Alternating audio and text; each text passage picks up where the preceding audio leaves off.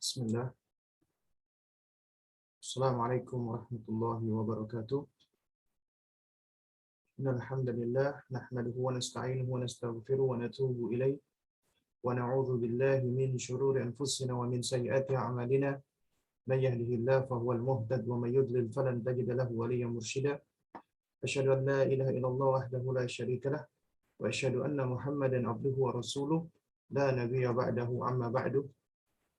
Fa inna asdaqal kalami kalamullah wa khairal hadi hadi Muhammadin sallallahu alaihi wa ala alihi wasallam wa syarrul umuri muhdatsatuha wa kullu muhdatsatin bid'ah wa kullu bid'atin dhalalah wa kullu dhalalatin finnar amma ba'du.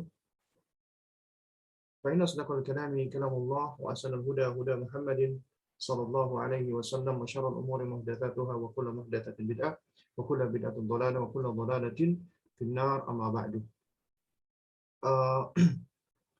Ikhwatal kiram, para akhwat dan para ummahat dan ikhwan dan para aba rahimani wa rahimakumullah. Alhamdulillah, kita bersyukur kepada Allah di pagi hari ini kita diizinkan Allah untuk bersua kembali.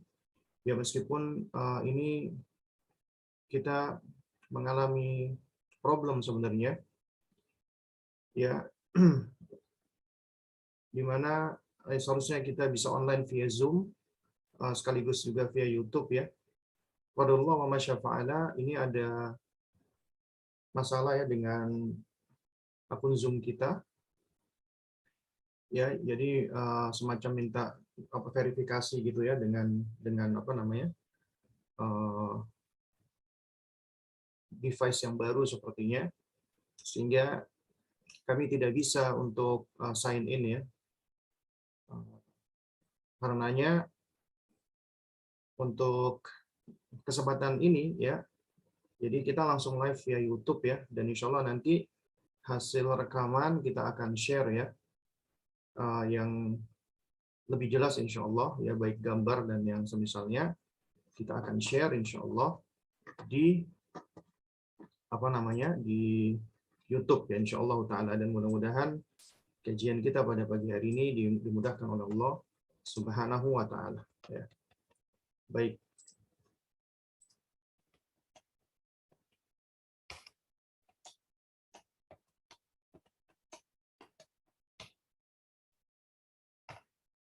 Nah, jadi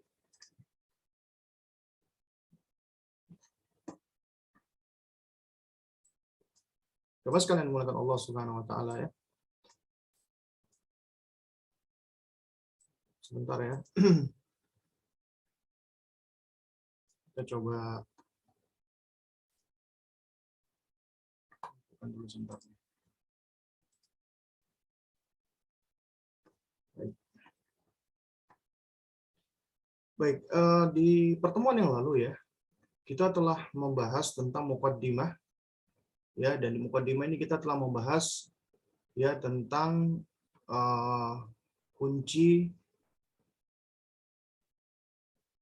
tiga kunci kebahagiaan, ya, tentang tiga kunci kebahagiaan, ya.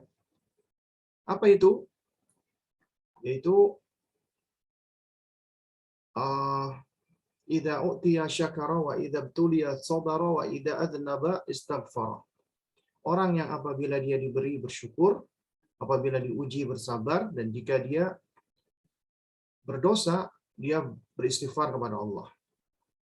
Nah, inilah yang disebut oleh Syekhul Islam Muhammad bin Abdul Wahhab rahimahullahu taala, yaitu sebagai unwanus sa'adah, ya, tanda as-sa'adah, tanda kebahagiaan, ya. Nah, baik, jamaah sekalian yang dimuliakan Allah Subhanahu wa taala, ya.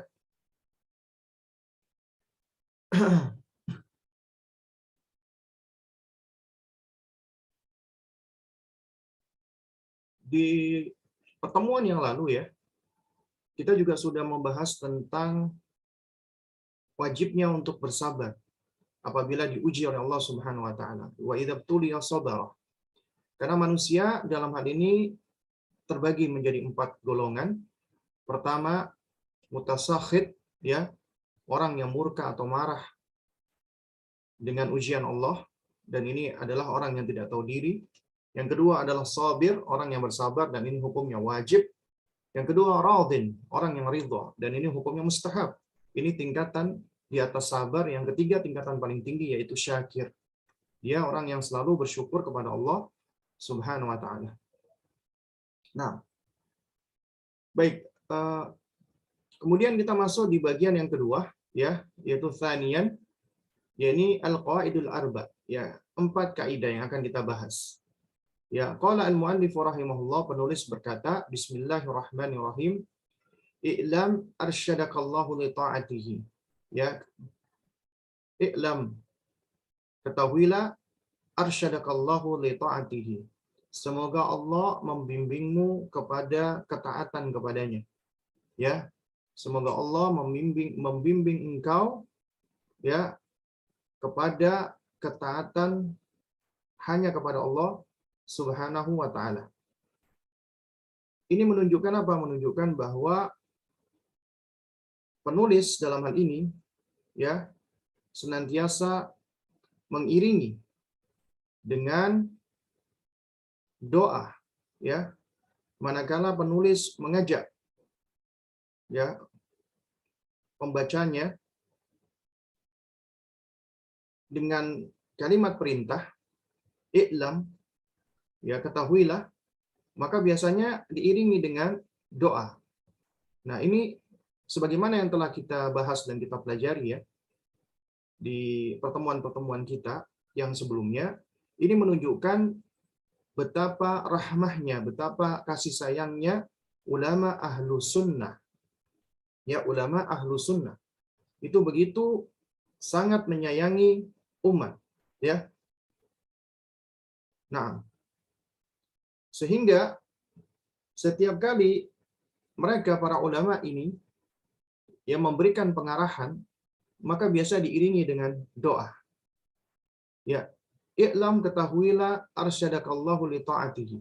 Ya, semoga Allah Subhanahu wa taala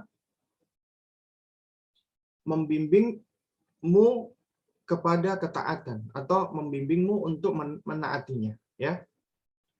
Nah, kemudian baru penulis berkata, ya, annal hanifiyata, ya, annal hanifiyata millatu Ibrahim. Bahwasanya al-hanifiyah, ya, itu adalah millahnya Ibrahim. Adalah agamanya Nabi Ibrahim alaihissalam. Apa itu al-hanifiyah? An ta'budallaha wahdahu mukhlishan lahud-din. Yaitu an ta'budallah, engkau mengibadahi Allah wahdahu, semata, mukhlishan lahud-din, ya, dengan cara mukhlishan artinya memurnikan, mengikhlaskan, ya, baginya agama ini, yaitu memurnikan ibadah hanya untuk Allah Subhanahu wa taala. Itulah tauhid. Tauhid artinya mengikhlaskan, memurnikan ibadah kita hanya untuk Allah Subhanahu wa taala. Wa bidzalika amara Allahu jami'an nas. Ya. Wa bidzalika, dan untuk inilah, ya, untuk tujuan ini, yaitu untuk memurnikan ibadah hanya kepada Allah, yaitu tauhid, engkau beribadah kepada Allah semata, ya, dengan cara memurnikan ibadah hanya kepadanya. Dan untuk inilah amarallahu jami'an nas, ya, Allah memerintahkan jami'an nas, seluruh manusia. Untuk apa? Ya, untuk beribadah hanya kepadanya semata. Wa khalaqahum laha, ya, wa khalaqahum laha, dan Allah menciptakan mereka, laha adalah untuk ini, ya, untuk tujuan ini. Qala ta'ala, Allah Subhanahu wa taala berfirman, wa ma khalaqtul jinna wal insa illa liya'budun. Dan tidaklah aku ciptakan jin dan manusia kecuali hanya untuk beribadah kepadaku. Nah, di sini penulis, maksud saya pensyarah, yaitu Syekh Haitham Jamil Sarhan hafizahullah taala, ya, beliau menerangkan, ya, di sini ada catatan nomor 1, ya. Sebagaimana kita lihat, Di sini beliau mengatakan yubayyinul mu'allifu rahimahullahu limadza nadrusu tauhid. Ya. Di sini penulis yaitu Syekhul Islam Muhammad bin Abdul Wahhab rahimahullahu taala menerangkan kenapa kita perlu mempelajari tauhid. Kenapa kita kok perlu mempelajari tauhid? Ya. Karena tauhid itu adalah tujuan Allah Subhanahu wa taala menciptakan kita. Dan inilah Allah memerintahkan seluruh manusia untuk mentauhidkannya. Ya. Dan ini adalah agama Nabi Ibrahim alaihissalam yang hanif, yang berada di atas kesucian, kemurnian, di atas fitrah, yaitu mentauhidkan Allah Subhanahu wa taala. Ya. Nah, lalu kemudian kata Syekh rahimahullahu taala, fa idza arafta, ya. Kita geser nih. Fa idza arafta anna Allah khalaqaka, ya. Dan apabila engkau telah mengetahui anna Allah khalaqaka li'ibadatihi, ya. Bahwasanya Allah Subhanahu wa taala khalaqaka, menciptakan engkau li'ibadatihi, untuk mengibadahinya. Jadi apabila engkau telah tahu nih bahwa Allah itu menciptakanmu adalah untuk mengibadahinya, untuk mengibadahi Allah Subhanahu wa taala, ya, maka fa'lam, ketahuilah, annal ibadata la tusamma ibadatan illa ma'at tauhid. Nah, fa'lam, maka ketahuilah, annal ibadata, bahwasanya ibadah itu la tusamma ibadatan, tidaklah disebut atau tidaklah dinamai dengan nama ibadah, ya, illa, kecuali ma'at tauhid, apabila disertai dengan tauhid. Ya. Jadi yang namanya ibadah itu nggak bisa disebut dengan ibadah kecuali apabila ibadah itu disertai dengan tauhid. Karena apabila tanpa disertai dengan tauhid, maka itu bukanlah ibadah. Ya, maka itu bukanlah ibadah yang benar bagi Allah Subhanahu wa taala. Mungkin itu ibadah bagi selain Allah. Ya, tapi ibadah yang dimaksud di sini adalah ibadah hanya kepada Allah. Dan sebagaimana yang telah kita pelajari ya di pertemuan-pertemuan yang lalu tentang salah satu usul, ya, tentang 3 landasan utama, ya, bahwa ibadah itu adalah ismun jami'un likulli ma yuhibbullaha yuhibbullahu wa yarda minal aqwali wal af'al dhahira wa batinah. Ya, ismun jami', ya, itu sebuah sebutan yang komprehensif yang mencakup semua apa yang Allah cintai, ma yuhibbullah wa yarda, dan apa yang Allah ridhoi. Baik itu aqwal atau af'al, baik itu ucapan ataupun perbuatan, zahira wa batinah, yang tampak ataupun yang tidak tampak. Maka itulah yang disebut dengan apa? Ibadah. Nah, jadi ibadah itu adalah sesuatu dari perkataan atau perbuatan yang tampak atau tidak tampak, selama itu Allah ridhoi dan Allah cintai. Dan Allah tidak akan mencintai dan tidak akan meridhoi suatu amalan atau suatu ibadah apabila tidak diiringi dengan tauhid. Ya, makanya jika engkau tahu, fa idza arafta anna Allah khalaqaka li ibadatihi, bahwasanya Allah menciptakan engkau untuk mengibadahinya, fa'lam, maka ketahuilah, annal ibadata la tusamma ibadatan illa ma'a tauhid. Ya, bahwasanya ibadah itu tidaklah dinamai dengan ibadah kecuali apabila disertai dengan tauhid. Kama anna as-salata la tusamma salatan illa ma'a taharah. Nah, ini coba perhatikan bagaimana, ya, kemampuan Syekh di sini di dalam menerangkan dengan logis, ya. Jadi beliau memberikan komparasi dan perumpamaan di sini. Kama, sebagaimana, anna salata, ya, bahwasanya salat itu la tusamma salatan, tidaklah dinamai atau disebut dengan salat illa, kecuali ma'at taharah, disertai dengan taharah. Artinya salat itu tidaklah disebut dengan salat apabila tidak disertai dengan taharah, dengan bersuci, ya, baik itu suci dari hadas besar ataupun suci dari hadas kecil. Kalau suci dari hadas besar berarti dia mungkin dalam kondisi junub, ya, atau mungkin dia baru suci dari haid atau nifas, maka dia wajib mandi janabat. Ya. Atau dia dalam kondisi belum berwudu, maka disebut dengan hadas kecil.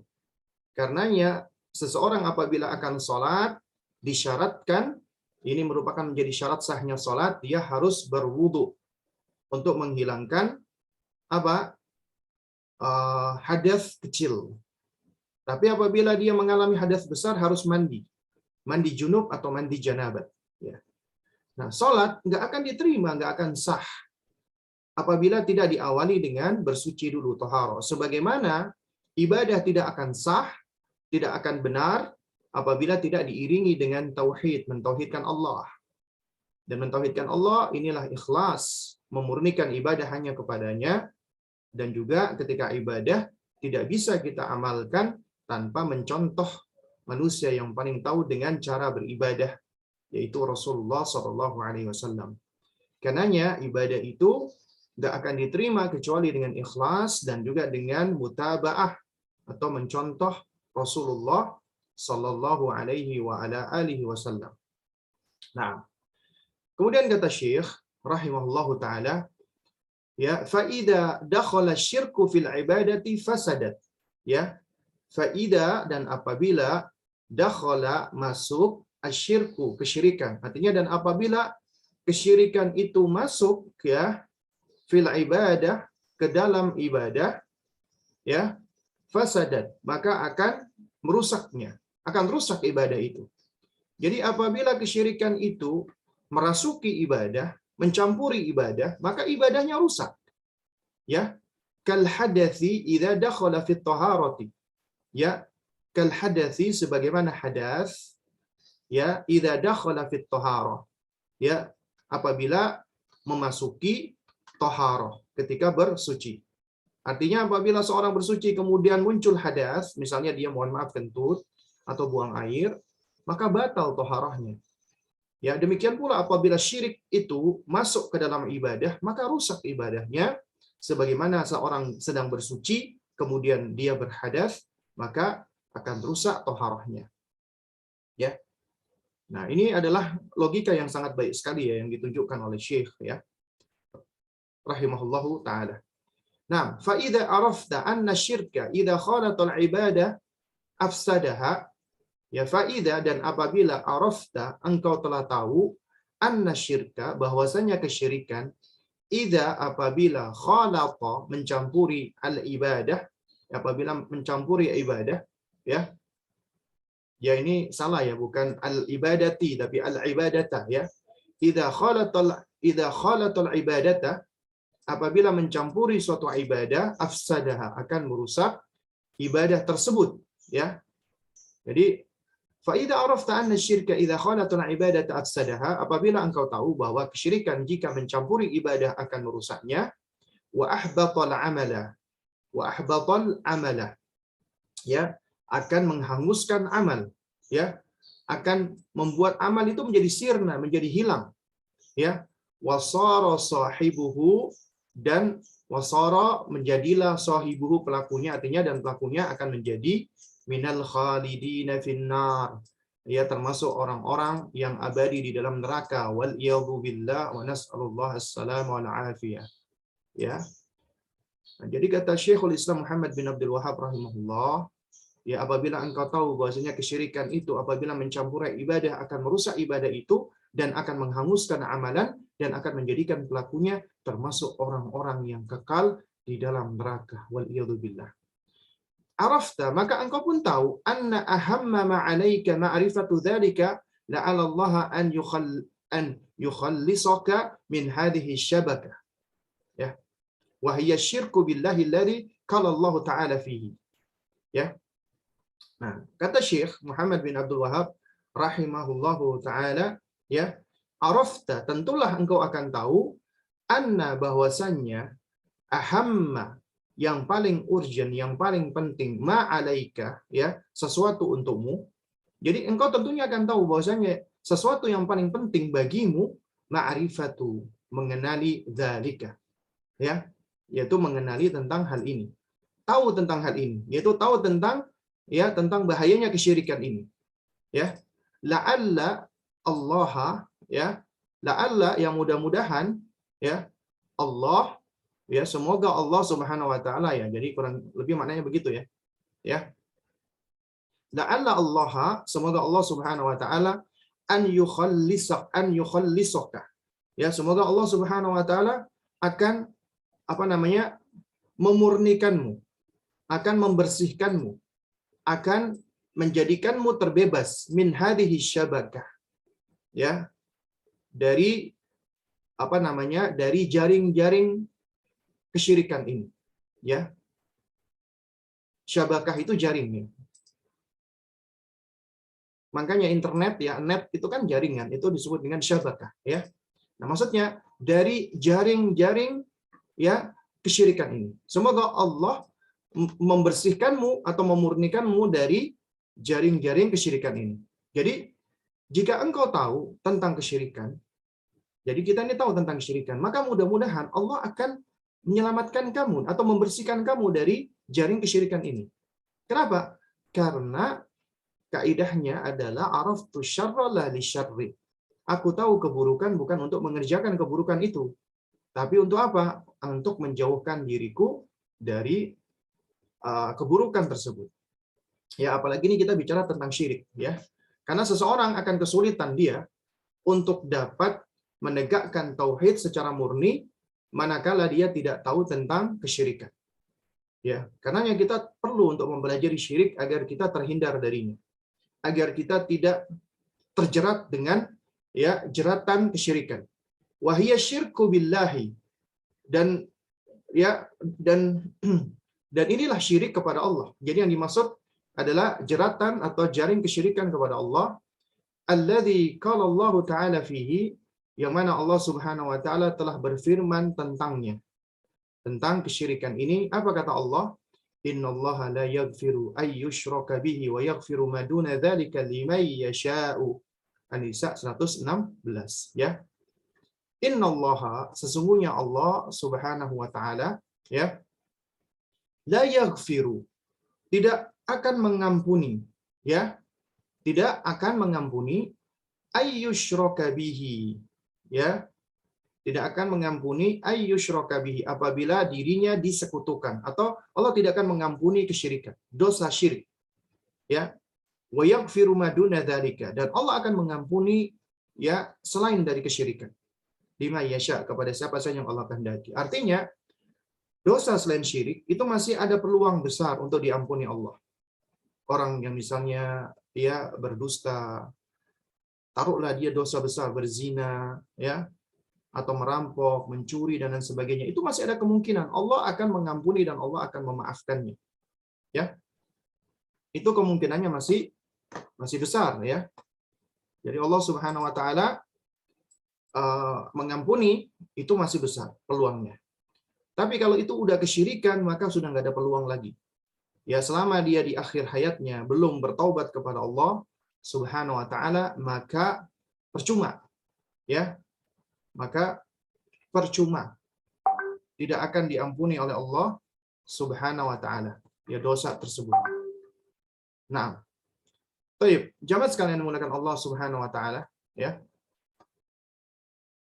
Lalu kemudian, ya, kata Syekh, wa dzalika bima'rifati arba'i qawaida dzakaraha Allah taala fi kitabih.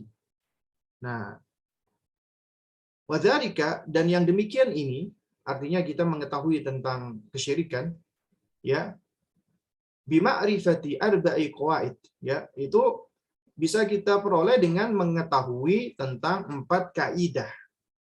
Ya, 4 kaidah tentang kesyirikan nih. Dzakaraha Allahu, yang Allah Subhanahu wa taala sebutkan fi kitabihi, di dalam kitabnya. Nah, ini yang akan kita bahas.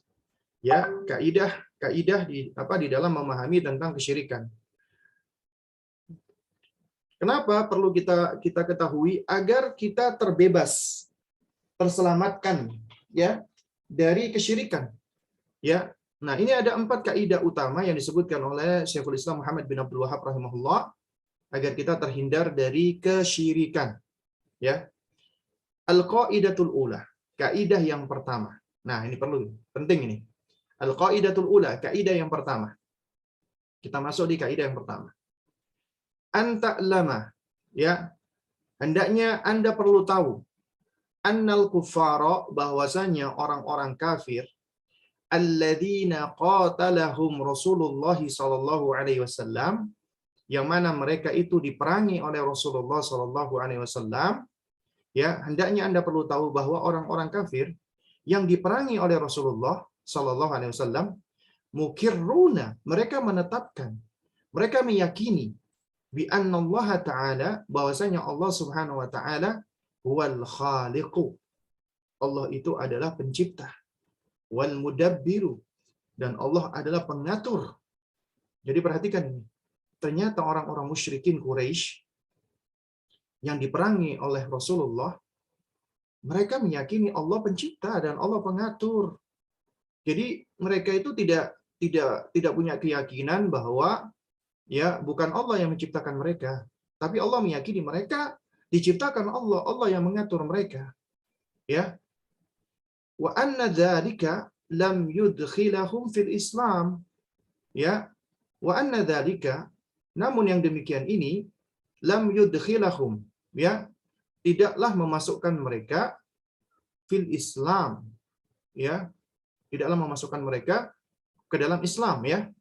Afwan, ini kayaknya yang tepat, ya. Wa anna dzalika lam yudkhilhum, ya. Yang demikian ini tidaklah menyebabkan mereka masuk fil Islam, ya, masuk ke dalam Islam, ya. Ini yudkhilhum, bukan yudkhilahum, ya. Jadi ini tidaklah menjadikan mereka masuk ke dalam Islam. Wa dalilu qauluhu ta'ala. Apa dalilnya? Kok dikatakan mereka ini bukan Islam? Dalilnya adalah firman Allah Subhanahu wa taala, surat Yunus, ya, ayat 31. Kata Allah Subhanahu wa taala, "Qul," katakanlah wahai Muhammad, ya, artinya tanyakan kepada mereka orang-orang musyrikin, "Man yarzuqukum minas sama'i wal ardi?" Siapakah yang memberikan rezeki kepada kalian dari langit dan bumi? Ya, amman yamlikus sam'a wal absara, dan juga yang berkuasa atau memiliki pendengaran dan penglihatan. Waman yukhrijul hayya minal mayyiti, dan yang mengeluarkan yang hidup dari yang mati. Wa yukhrijul mayyita minal hayyi, dan yang mengeluarkan yang mati dari yang hidup.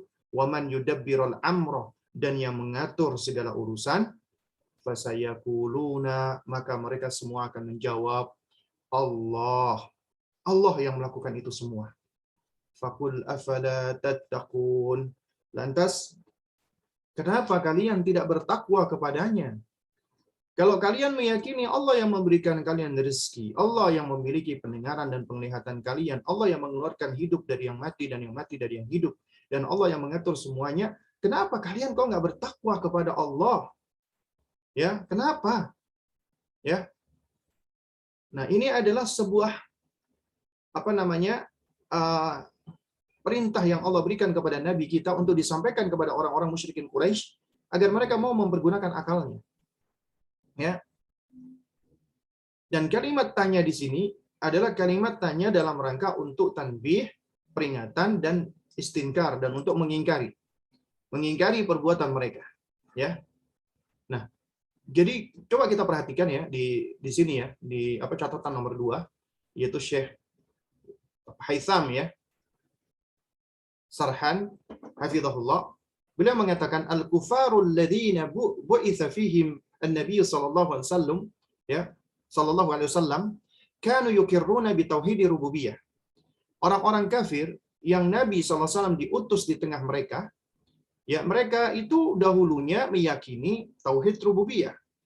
Wa ma'adzalika qatalahum Rasulullah sallallahu alaihi wasallam. Meskipun demikian, Rasulullah itu memerangi mereka.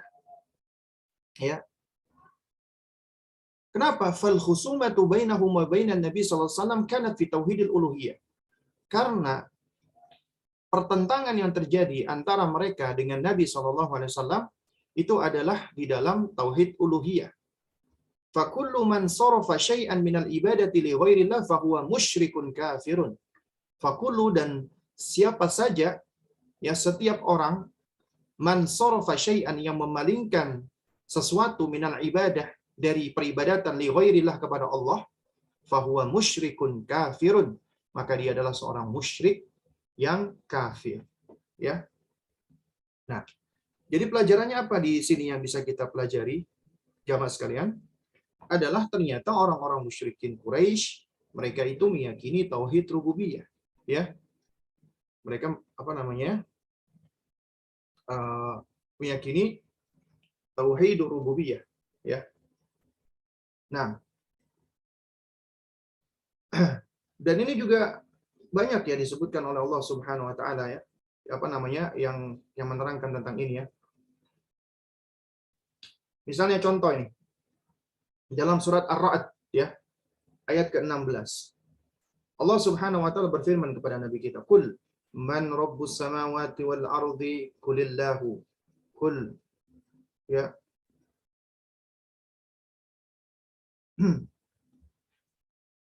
Afattakhadtum min dunihi awliya'a la yamlikuna li anfusihim naf'an wala dharran.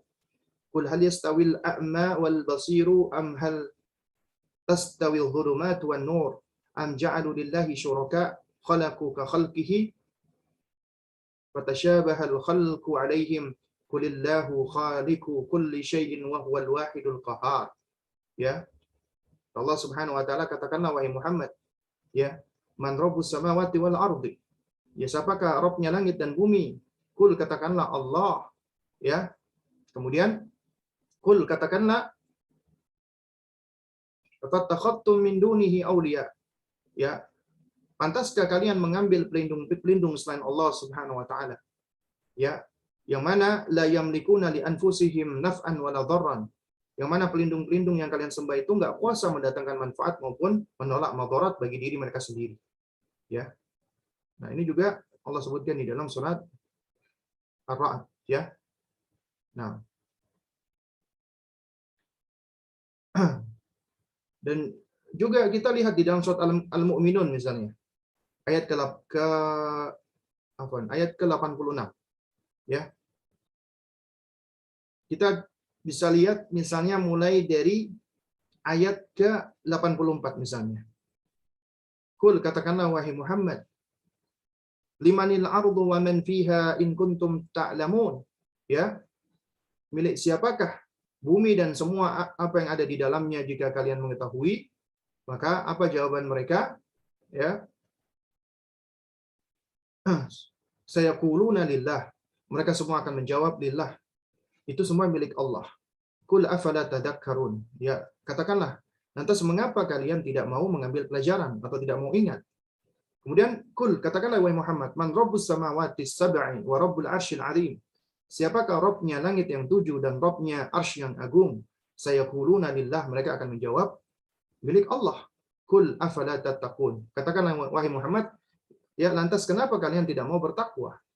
Kemudian kul katakanlah wahai Muhammad, man biyadihi malakutu kulli syai'in wa huwa yujiru wa la yujaru alaihi in kuntum ta'lamun. Ya. Katakanlah wahai Muhammad, siapakah yang di tangannya berada kekuasaan segala sesuatu? Dia melindungi dan tidak ada yang dapat dilindungi dari azabnya jika kalian mengetahui. Sayaquluna lillah. Mereka semua akan menjawab Allah. Kul fa anna tusharun. Maka katakanlah wahai Muhammad, ya, bagaimana kalian sampai tertipu? Ya. Jadi di dalam surat ini ya diulangi sebanyak 3 kali pertanyaan kepada orang-orang musyrikin ya tentang kerububiyahan Allah, dan mereka semua menetapkan tentang rububiyah Allah Subhanahu wa taala. Ya. Nah, juga sama di dalam surat Saba misalnya. Ayat ke-24. Qul man yarzuqukum minas samawati wal ardi qulillahu wa inna ya au iyyakum la'ala huda au fi dhalalin mubin. Ya. Katakanlah wahai Muhammad, siapakah yang memberi rezeki kepadamu dari langit dan dari bumi? Katakanlah Allah, dan sesungguhnya kami atau kamu orang-orang musyrik pasti berada dalam kebenaran atau berada di dalam kesesatan yang nyata. Artinya ya, di antara orang yang mentauhidkan Allah dan orang yang menyekutukan Allah itu cuma ada 2 kemungkinan. Ya, yang satu berada di kebenaran, yang satu berada di atas kesesatan yang nyata. Ya. Nah, jadi dari sini ya jamaah sekalian, kita bisa tahu bahwa ternyata orang-orang musyrikin Quraisy yang Allah dan Rasulnya perangi, mereka semua itu ternyata menetapkan apa? Menetapkan tauhid rububiyah. Allah sebagai penciptanya, Allah sebagai pengatur alam semesta, Allah yang memberikan mereka rezeki, Allah yang menghidupkan dan yang mematikan. Kalau itu ditanya kepada mereka semua, mereka mengatakan Allah. Lantas mengapa mereka menyekutukan Allah? Nah, ini Allah sebutkan dalam surat Az-Zumar ayat ketiga. Ya, Allah menerangkan tentang orang-orang musyrikin Quraisy. Ala lillahi dinul khalis. Ketahuilah bahwasanya hanya milik Allah lah agama yang murni. Ya, milik Allah lah ya agama yang suci. Kemudian kata Allah Subhanahu wa taala, "Walladzina ittakhadhu min dunihi awliya ma na'buduhum illa liyuqarribuna ila Allahi zulfa." Ya. Dan orang-orang yang menjadikan selain Allah itu sebagai wali-wali, sebagai pelindung-pelindung, mereka mengatakan, "Mana abuduhum, kami nggak menyembah mereka kok." Lalu apa yang kalian lakukan? Mereka mengatakan, "Illa liyuqarribuna ila Allahi zulfa." Melainkan agar ya wali-wali atau pelindung-pelindung itu dapat mendekatkan kami kepada Allah dengan sedekat-dekatnya. Itu tujuan mereka. Tujuan mereka adalah supaya yang mereka sembah itu dapat mendekatkan mereka kepada Allah dengan sedekat-dekatnya. Innallaha yahkumu bainahum fima hum fihi yakhtalifun. Innallaha la yahdi man huwa kadzibun kaffaru. Ya. Kata Allah Subhanahu wa taala, ya, sungguh Allah akan memberikan keputusan bagi mereka tentang apa yang mereka perselisihkan itu. Sesungguhnya Allah tidak akan memberikan petunjuk kepada para pendusta dan orang-orang yang ingkar. Ya. Nah. Jadi jamaah sekalian menggunakan Allah Subhanahu wa taala ya. Di kaidah yang pertama ini mengajarkan kepada kita bahwa ya orang-orang kafir yang diperangi oleh Rasulullah Shallallahu Alaihi Wasallam, kalau ditanya siapa yang memberikan kalian rezeki, siapa yang menciptakan kalian, siapa yang memiliki langit dan bumi, siapa yang menghidupkan dan yang mematikan, siapa yang mengatur segala urusan, siapa yang menggerakkan matahari, bulan dan seterusnya, mereka semua akan menjawab Allah. Allah lah yang melakukan itu semua. Tapi kenapa mereka menyekutukan Allah? Makanya seringkali diikuti ya, afala tattaqun. Lantas kenapa kalian tidak bertakwa ya? Atau yang semisalnya. Dan ini semua sebenarnya tidak lepas dari peran atau pengaruh dari kakek moyang dan nenek moyang mereka. Makanya orang-orang musyrikin, termasuk orang kafir dan juga termasuk ya ahlul ahwa wal bidah, ya pengikut hawa nafsu dan pengikut bid'ah, ketika mereka itu diajak untuk mengikuti apa yang datang ya dari Allah dan Rasulnya, maka apa jawaban mereka ya? Mereka semua menjawab ya, apa namanya? Ini sebagaimana kita lihat ya, di dalam firman Allah Subhanahu wa taala. Surat Al-Baqarah misalnya, ya. Ayat ke-170. Wa idza qila lahum ittabi'u ma anzalallah qalu bal nattabi'u ma alfayna 'alaihi aba'ana awalau kana aba'uhum la ya'qiluna syai'a wa la yahtadun. Apabila diucapkan kepada mereka, ittabi'u, ikutilah, ma anzalallah, apa yang Allah turunkan. Qalu, maka mereka menyanggah, bal nattabi'u ma alfayna 'alaihi aba'ana. Ya. Kami ini hanya mengikuti apa yang kami peroleh dari peninggalan nenek-nenek moyang kami. Kata Allah, awalau kana aba'uhum la ya'qiluna syai'a. Meskipun kakek-kakek atau nenek moyang mereka itu enggak berakal sedikit pun, wala yahtadun, dan tidak pula mendapatkan petunjuk dari Allah Subhanahu wa taala. Ya. Nah. Jadi ini adalah di antara apa argumentasi mereka. Juga kita lihat di dalam surat Luqman misalnya ayat ke-21.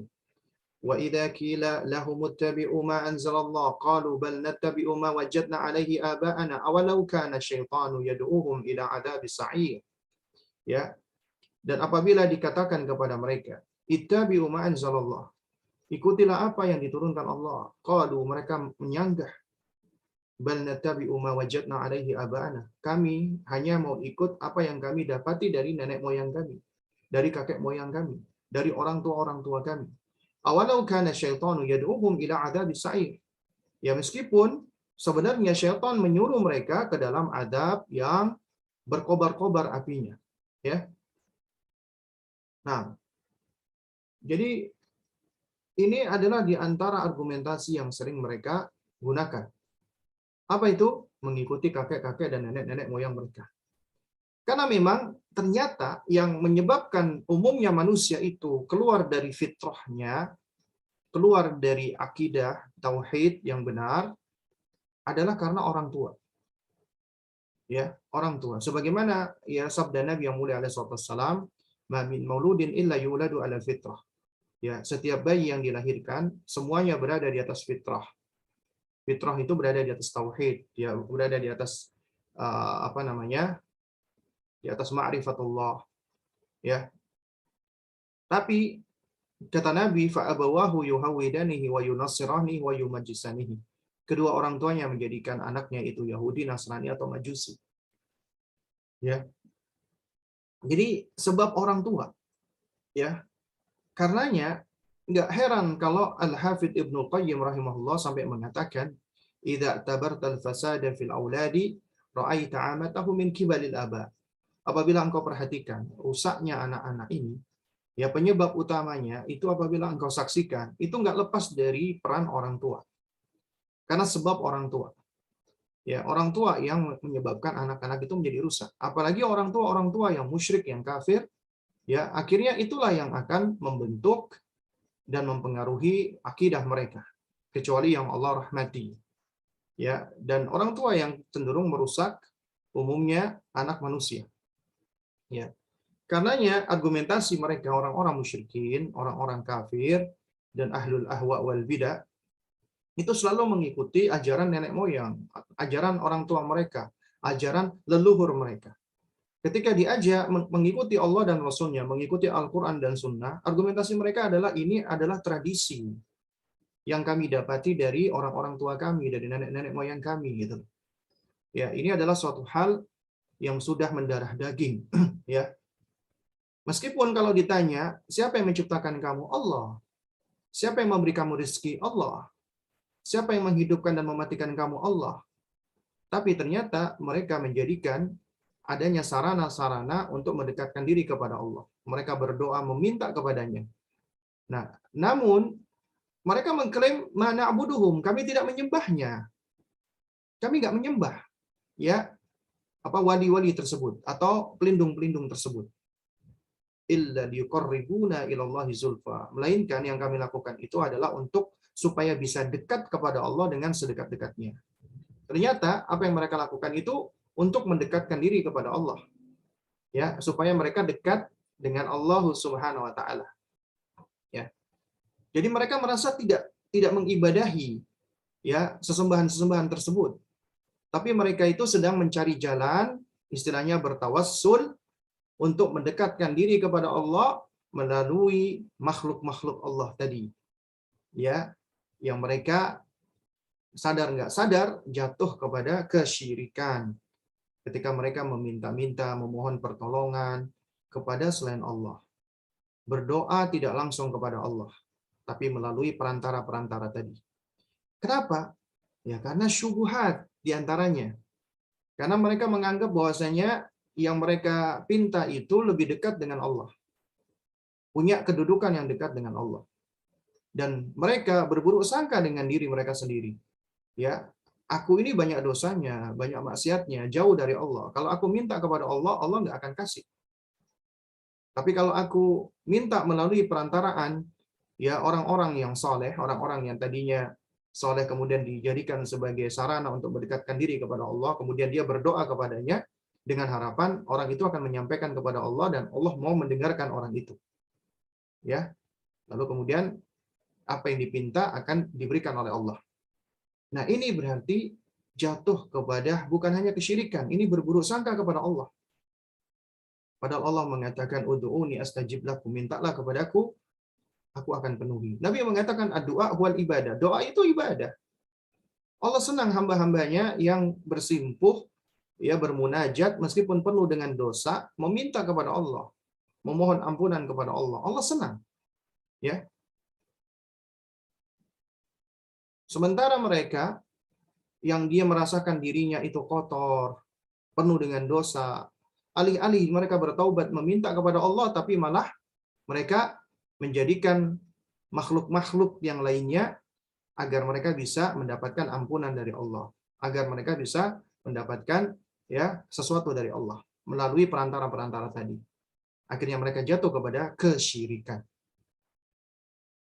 menyekutukan Allah dengan sesuatu. Ya, jadi mereka menganggap bahwasanya manusia tadi atau makhluk tadi itu lebih penyayang daripada Allah, lebih pemurah daripada Allah, lebih baik daripada Allah. Padahal Allah itu Al-Ghafur, Ar-Rahim, Al-Karim, Al-Jawad, dan seterusnya. Seakan-akan Allah itu ya nggak mau mengampuni hambanya yang bertobat, nggak mau memberikan hambanya ketika memohon atau meminta gitu loh. Ya. Jadi seakan-akan mereka itu berburuk sangka kepada Allah dan mereka menganggap Allah itu tidak baik, tidak penyayang, tidak pengampun. Dan mereka menganggap bahwasanya ya mereka yang dijadikan sebagai sarana-sarana mendekatkan diri kepada Allah itu jauh lebih penyayang daripada Allah. Wal'iyadzubillah, wal'iyadzubillah. Ini suatu hal yang mereka lakukan tanpa mereka sadari, atau bisa jadi mereka sadar. Tapi Allah leluasakan mereka ke dalam kesesatan. Allah sesatkan mereka. Ya. Dan ini adalah sesuatu yang dialami oleh orang-orang musyrikin di zaman dahulu dan di zaman sekarang. Jadi mereka mengklaim mereka tidak menyembah mayit, tidak menyembah kuburan, tidak menyembah sesuatu yang dikeramatkan, enggak. Tapi mereka jadikan itu sebagai sarana untuk bisa dekat dengan Allah. Liyuqarribuna ilallahi zulfa. Ya. Nah, meskipun mereka meyakini Allah adalah pencipta mereka, Allah adalah pemberi rezeki, ya, Allah adalah pengatur semuanya. Tapi menurut mereka, ya, meskipun Allah memberikan rezeki, seakan-akan Allah itu pelit. Ya. Pelitnya kenapa? Karena mereka tidak layak untuk mendapatkan rezeki dari Allah. Sehingga mereka mengandalkan adanya makhluk yang lain. Mereka jadikan sarana untuk mendekatkan diri kepada Allah. Dia berdoa kepada wali, kepada orang, kepada patung, atau yang semisalnya, untuk menyampaikan itu kepada Allah. Ya. Padahal Allah Subhanahu wa taala penciptanya, dan Allah lebih dekat daripada urat nadinya. Ilmu Allah berada di mana-mana. Tapi Allah Subhanahu wa taala beristiwa di atas arsy-Nya. Ini akidahnya Ahlus Sunnah. Ya. Akidahnya Ahlus Sunnah. Nah, karena itulah ya, orang-orang musyrikin itu sejatinya mereka adalah orang-orang yang apa? Mereka adalah orang-orang yang tidak memiliki akal sehat. Ya, dan mereka merendahkan dan menghinakan dirinya ketika mereka bersimpuh kepada selain Allah, meminta kepada selain Allah. Padahal yang mereka pinta itu adalah juga makhluk yang fakir kepada Allah. Mereka juga butuh pertolongan Allah. Mereka juga butuh rahmat Allah. Mereka juga butuh rezeki Allah. Dan bahkan seringkali yang dipinta itu tidak mampu untuk mendatangkan manfaat dan menolak madarat untuk diri mereka sendiri. Lantas bagaimana yang seperti ini itu malah dipinta? Ya, malah manusia berdoa kepadanya. Ya. Nah, jadi ini menunjukkan betapa orang-orang musyrikin itu sejatinya adalah orang-orang yang tidak berakal sama sekali. Makanya Allah Azza wa Jalla ketika ketika memerintahkan nabi kita untuk menyuruh mereka mengajak kepada Allah ma anzalallah, mereka menjawab qalu ma bal nattabi'u ma alfaina ya alaihi aba'ana, ya, namun kami hanya mengikuti apa yang kami peroleh dari kakek moyang kami. Apa kata Allah? Awalau kana aba'uhum la ya'qiluna syai'a. Meskipun bapak-bapak atau nenek moyang mereka tidak berakal sama sekali. La ya'qiluna syai'a, enggak berakal. Ya. Karena apa? Karena yang mengajarkan kesyirikan itu sejatinya mereka tidak berakal. Ya, dan mereka-mereka yang mengajarkan keburukan, apalagi kesyirikan ini, mereka akan mendapatkan azab dari Allah Subhanahu wa taala yang lebih dahsyat lagi, lebih besar lagi. Wal iyadu billah wa nas'alullaha assalam wal afiyah. Ya. Bahkan mereka akan mendapatkan dosa jariyah apabila ajaran-ajaran mereka, tradisi-tradisi mereka yang mengandung kesyirikan itu diikuti oleh generasi-generasi setelahnya. Dosa itu akan senantiasa menjadi dosa yang selalu mengalir. Waliyadzubillah. Ya, selalu mengalir. Nah, oleh karena itu, jamaah sekalian yang dimuliakan Allah Subhanahu wa taala, ya, mempelajari dan mengetahui tentang bagaimana sih tipikal dan karakteristik orang-orang musyrikin, ya, agar kita memahami tentang mereka, itu agar kita bisa terhindar, agar kita bisa jauh dari syubhat-syubhatnya. Nah, oleh karena itu makanya di sini Syekhul Islam Muhammad bin Abdul Wahab rahimahullah mengekstrak, ya, bagaimana sih tipikalnya orang-orang musyrikin itu, ya, dan bagaimana kaidah-kaidahnya untuk memahami kesyirikan mereka. Nah, jadi di sini beliau susun menjadi, ya, al-qawaidul arba, ya, empat kaidah yaitu dari para pelaku kesyirikan. Ya, apa yang menjadi kaidah atau yang menjadi pijakan dan dasar mereka berbuat kesyirikan. Ya. Dan kita memahaminya agar kita bisa terhindar darinya dan kita ngerti bagaimana cara argumentasi mereka. Ya. Nah, jadi di kaidah yang pertama ini kita belajar bahwasanya orang-orang kafir, musyrikin Quraisy yang diperangi oleh Rasulullah, mereka itu meyakini Allah sebagai pencipta, Allah sebagai pengatur. Tapi itu nggak menjadikan mereka Islam, nggak menjadikan mereka Muslim. Ya, makanya apabila ada orang yang menafsirkan la ilaha illallah, tidak ada Tuhan, tidak ada pencipta kecuali Allah, berarti ini penafsiran yang keliru besar. Karena dengan meyakini demikian, berarti dia menganggap orang musyrikin Quraisy itu adalah Muslim. Kenapa? Karena mereka meyakini Allah pencipta, tapi ternyata kenyataannya mereka tidak Muslim, mereka tetap dikatakan musyrik. Meskipun mereka meyakini Allah pencipta, Allah pengatur, dan seterusnya, mereka itu tidak mentauhidkan Allah. Mereka menyekutukan Allah dengan selainnya. Dan itulah yang menyebabkan mereka menjadi musyrik. Berarti apa? Mereka menyekutukan Allah di dalam perbuatan mereka. Ketika mereka beribadah, mereka tidak mengikhlaskannya hanya untuk Allah. Ketika mereka berdoa, mereka tidak memintanya hanya kepada Allah. Ya, jadi mereka lakukan itu semua, ya, kepada Allah dan selain Allah. Itulah syirik. Makanya Nabi ketika mengatakan syirik adalah, ya, anta ja'ala lillahi niddan wa huwa khalaqaka. Engkau menjadikan bagi Allah adanya padanan-padanan, adanya sekutu-sekutu, ya, sementara Allah sendirilah yang menciptakan engkau. Hanya Allah yang menciptakan dirimu, tapi engkau malah menjadikan Allah memiliki padanan-padanan atau sekutu-sekutu. Itulah syirik, ya. Jadi syirik itu adalah engkau, ya, mengibadahi Allah, ya, dan juga mengibadahi selain Allah. Engkau mengibadahi selain Allah di samping Allah. Jadi orang musyrik itu bukan cuman mereka menyembah kepada patung-patung atau kepada selain Allah, tidak, ya.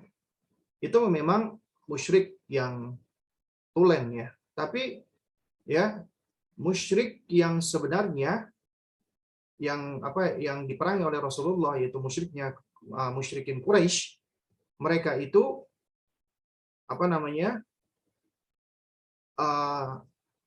menyembah Allah dan juga menyembah selain Allah, ya. Mereka beribadah kepada Allah, juga beribadah kepada selain Allah. Jadi bukan cuma beribadah kepada selain Allah doang, tidak. Mereka beribadah kepada selain Allah di samping Allah.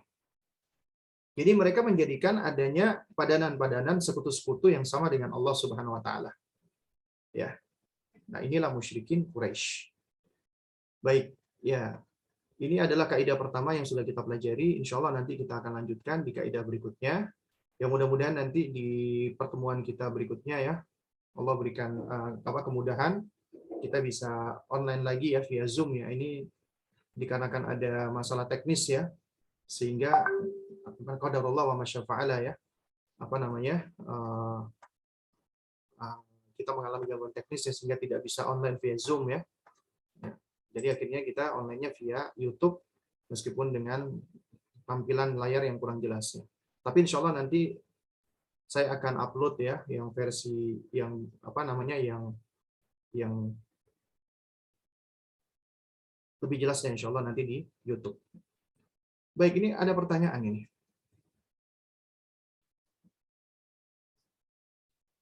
Ini ada pertanyaan.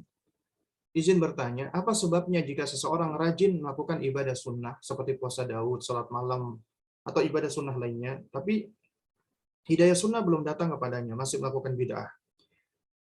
Kadang-kadang bicara menyakitkan hati. Apakah salah satu sebabnya rajin membaca Quran namun tidak membaca artinya? Jazakallah khair Ustaz.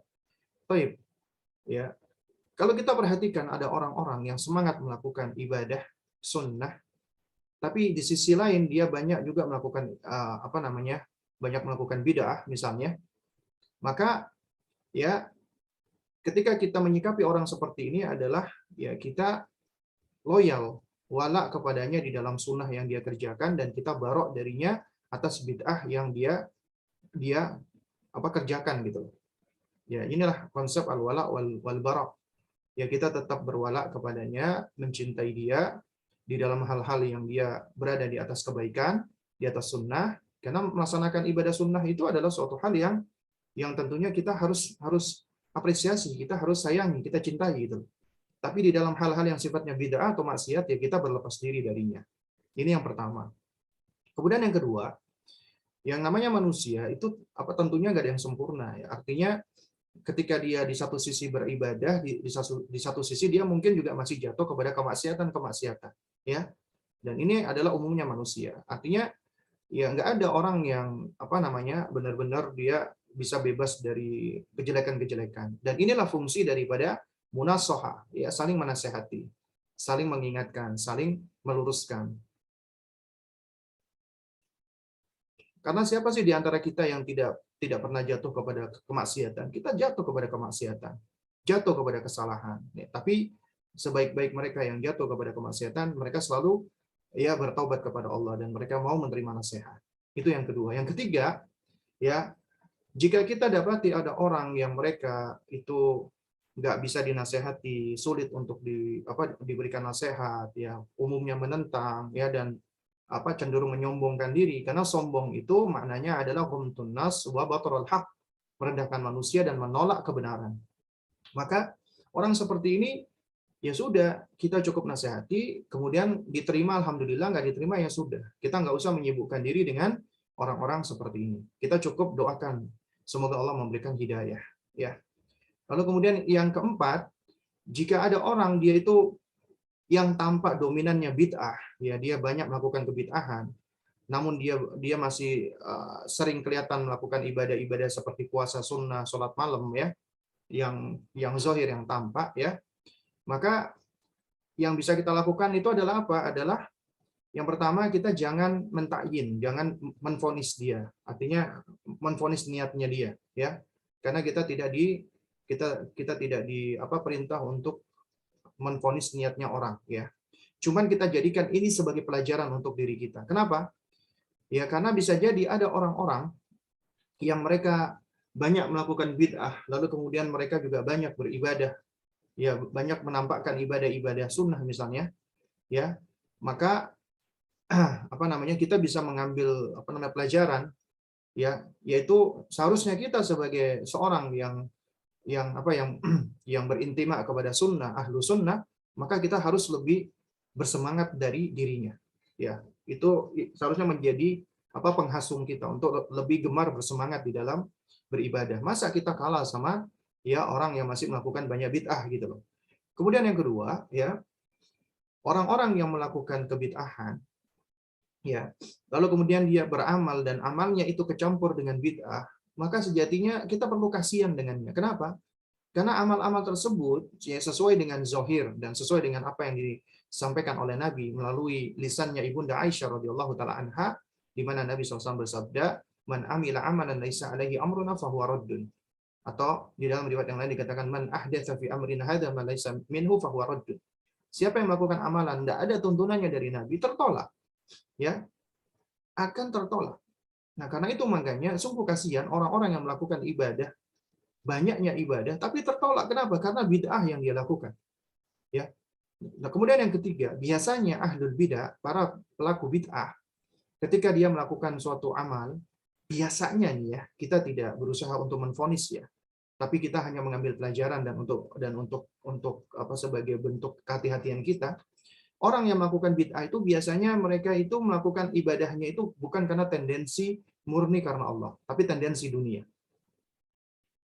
Misalnya ada orang, ya, dia itu puasa Daud itu tujuannya supaya rezekinya lancar, supaya usahanya lancar.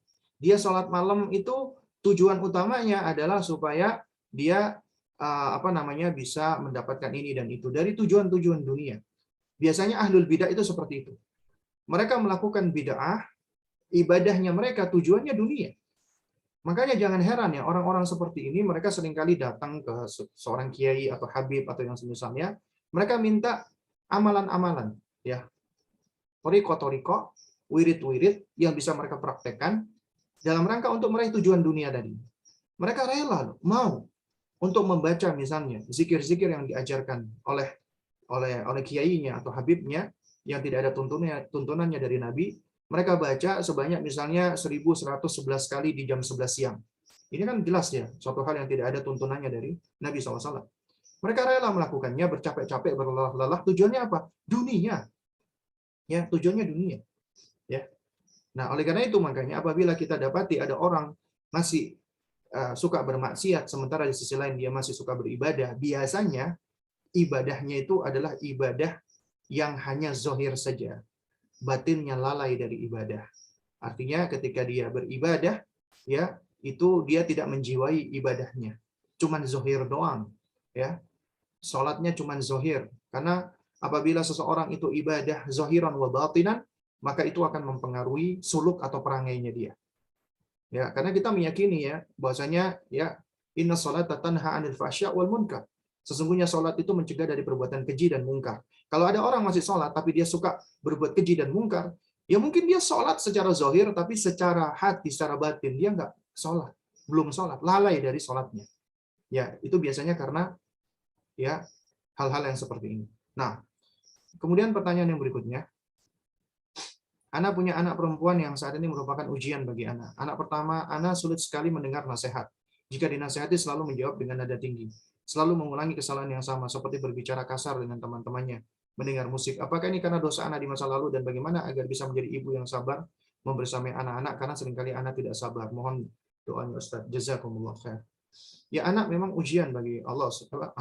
Memang anak adalah ujian bagi orang tuanya yang Allah Subhanahu wa taala telah ya menegaskan hal ini di dalam Al-Qur'anul Karim. Ya, jadi anak itu adalah fitnah, ujian bagi orang tuanya, ya. Dan di balik ujian itu, apabila orang tua yang mau melaksanakan tanggung jawabnya, amanatnya dan bersabar di atasnya, maka Allah akan sediakan balasan yang baik di dunia dan di akhirat, ya. Tapi apabila orang tua lalai, orang tua itu akhirnya dia apa namanya, melepaskan tanggung jawab, ya, atau tidak melaksanakan amanat, ya, maka tentunya dia akan mendapatkan madarat di dunia dan di akhirat, ya. Nah, lalu kemudian bagaimana apabila ada anak perempuan yang sulit sekali mendengar nasihat, jika dinasihati selalu menjawab dengan nada tinggi? Berarti yang harus kita perhatikan itu adalah ada sesuatu antara kita dengan dia. Ada sesuatu ya antara kita dengan anak perempuan kita tadi. Ya, itu yang harus kita cari tahu nih. Berarti koneksi kita dengan dirinya itu nggak baik. Hubungan kita dengan dirinya itu ada sesuatu yang tidak baik. maka kita harus cari tahu akar masalahnya dan kita perbaiki. Berarti dia tidak percaya dengan kita. Berarti dia ada perasaan-perasaan semacam marah dengan diri kita. Ya. Nah, ini harus kita cari dulu akar masalahnya. Dan untuk memperbaiki hal ini, kita harus memperbaiki hubungan dulu, koneksi dulu. Ya, jadi jangan fokus dengan anak itu mendengarkan kita, jangan. Ya, jadi jangan fokus dengan anak itu harus nurut dengan kita, jangan. Kalau dia nggak mau dengerin kita, berarti kita harus awali dengan melihat diri kita dulu gitu. Jangan-jangan kita selama ini banyak salahnya. Kita banyak nggak mendengar dia. Kita banyak maksudnya tidak memperhatikan perasaan dia dan yang semisalnya. Maka kita harus cari tahu dulu ini akar masalahnya. Nah, nasihat saya yang pertama adalah ya bagi sang penanya, Anda perbaiki dulu hubungan Anda dengan Allah. Itu adalah dasar. Ya, landasan sebelum kita memperbaiki hubungan kita dengan selain Allah. Perbaiki dulu hubungan kita dengan Allah. Banyak beribadah, banyak mendekat bertakarub kepada Allah. Banyak mengeluh, artinya banyak curhat kepada Allah, minta tolong kepada Allah. Ya. Kemudian yang kedua, terus belajar. Ya, terus belajar, terutama ilmu-ilmu yang berkaitan dengan pengasuhan. Ya, kemudian yang ketiga, ya banyak bertaubat kepada Allah. Memang benar, buruknya anak kita itu nggak lepas dari kita, termasuk dosa-dosa kita. Maka perbanyak taubat dan istighfar kepada Allah. Ya. Kemudian yang keempat, juga kita perlu untuk meminta maaf kepada anak kita. Karena selama ini mungkin kita banyak melakukan salah. Ada hak ya yang harus kita tunaikan kepada anak kita. Ya, setelah kita minta maaf kepada Allah, ada haknya makhluk. Kita perlu minta maaf kepada anak kita. Maka kita minta maaf. Dan dengan minta maaf ya kepada anak dengan ketulusan, ya dengan tanpa diiringi dengan gengsi dan yang semisalnya ego, itu bisa menjadi sarana bagi kita untuk meraih hatinya, untuk memperbaiki koneksi kita dengan anak kita. Ya, dan bisa jadi loh, ada seorang ibu yang dia minta maaf kepada anaknya dengan ketulusan hati, dengan perkataan yang keluar dari hatinya, itu mudah merasuk ke dalam hati. Anak itu sudah punya fitrah di dalam dirinya mencintai ibunya. Ya, tinggal bagaimana kita berusaha untuk memperbaiki kembali gitu loh. Fitrahnya dia. Ya. Nah, itu bisa diawali dengan kita berbicara yang baik dengan anak tersebut, dengan putri kita tadi. Minta maaf ke anak kita. Yaitu bisa menjadi penghancur barier, ya, adanya penghalang hubungan kita dengan anak kita, dengan kita minta maaf, yaitu adanya jurang atau adanya penghalang tadi, barier tadi itu mungkin bisa runtuh. Kemudian yang berikutnya adalah ya kita menjadi orang tua yang berusaha lebih banyak mendengar dulu daripada kita banyak memberikan nasihat. Mendengar dulu. Artinya kita berusaha untuk memahami sang anak. Ya, mengenal dia, pikiran dia, perasaan dia, emosi dia. Itu kita coba kenali gitu loh. Kalau kita lebih banyak belajar mendengar, mereka juga akan belajar yang sama, mendengar. Tapi kalau kita lebih banyak mengoreksi, lebih banyak kita memberi nasihat, ya itu biasanya kurang efektif. Nah, berarti ini kita menunjukkan contoh ini. Contoh kita banyak mendengar dia. Ya, alih-alih kita sedikit-sedikit sudah langsung banyak memberikan komentar. Ya. Nah, terus kemudian setelah itu ya kita lebih banyak membersamai dia. Ya, kita berusaha untuk menjadi sahabat buat anak kita ya. Karena kita ini adalah ibunya. Kita harus bisa menjadi sahabat yang paling dekat dengan putri kita. Ya. Ya. Itu penting sekali gitu loh. Apalagi ini dengan anak-anak perempuan gitu loh. Ya. Nah, terus kemudian baru setelah itu ya setelah koneksi mulai terbentuk ya baru kita bisa pelan-pelan memberikan koreksi, memberikan nasihat. Ya, dan kita memberikan nasihat itu ya tentunya dengan cara yang baik ya. Jadi kayak misalnya kita nggak perlu maksudnya langsung kayak memberikan kalimat perintah ya. Kita bisa ya kalau dari pengalaman Umi ini ya, kalau Umi dulu tuh begini dan begitu. Jadi ya mungkin dalam bentuk cerita, dalam bentuk kita menceritakan tentang diri kita atau dari sisi kita seperti itu ya. Nah, lalu kemudian setelah itu jangan lupa banyak berdoa kepada Allah. Nah, Allah langsung. Baik, ini kemudian pertanyaan terakhir ya. Di tempat tinggal Anda sering diadakan pengajian ibu-ibu malam Jumat baca surat Yasin. Dan di sana pasti ada snack box atau nasi box yang dibagikan untuk jemaah yang hadir. Walaupun kami tidak pernah ikut dan hadir, tapi seringkali kami diberikan makanan-makanan seusai acara tersebut. Apakah boleh bagi kami menerima makanan tersebut? Ya kalau itu sebenarnya ya acara-acara yang sebenarnya bersifat bid'ah ya memang di sini ada apa perincian ya. Sebagian ulama itu menasihatkan nggak diterima, jangan diterima. Kenapa? Karena itu nanti bisa menimbulkan madorot. Madorotnya ini ibu-ibu katanya begini, katanya ini bid'ah, tapi kok kalau dikasih makan dia mau mau ngambil, mau menerima. Akhirnya menimbulkan presiden jelek ya. Nah, ini kalau memang apa namanya? Ini kalau memang kondisinya demikian ya. Nah, kalau misalnya kondisinya bahwasanya kita memang nggak mau hadir ya, kita memang tidak hadir ya. Lalu kemudian memang mereka itu ya intinya ingin berbagi gitu kan, berbagi karena mereka nganggap ini adalah acara kumpul-kumpul, acara yang baik, kemudian mereka ingin berbagi dengan warga komplek ya. Ya selama itu makanannya halal, maka secara asal itu makanan yang halal, boleh kita terima sebenarnya, boleh kita makan sebenarnya ya. Jadi intinya boleh kita tolak, boleh kita kita ambil, boleh kita terima ya, apa secara asal ya. Nah, kita tinggal lihat ini maslahat madaratnya.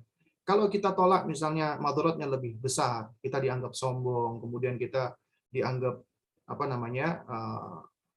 namanya istilahnya ekstremis lah atau fundamentalis lah atau diberikan julukan-julukan yang jelek yang dapat mempengaruhi dakwah kita ya dan juga dapat mempengaruhi sosialisasi kita, maka kita lebih baik menerimanya.